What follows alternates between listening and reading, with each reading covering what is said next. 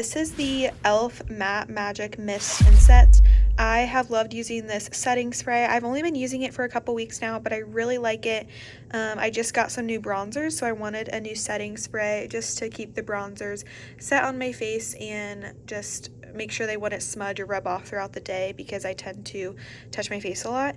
And this one I love. It doesn't leave you looking dewy, which I really like. Some of them are like that, and that is really in right now, but that is just not my preference. It really does leave a matte finish, and my skin can get pretty oily, and I feel like it's maybe a little oilier with this, but not by much, and it really does keep my makeup set all day long. So I love this. There's no scent, and it comes out very evenly with the spray. So yeah, I really like it.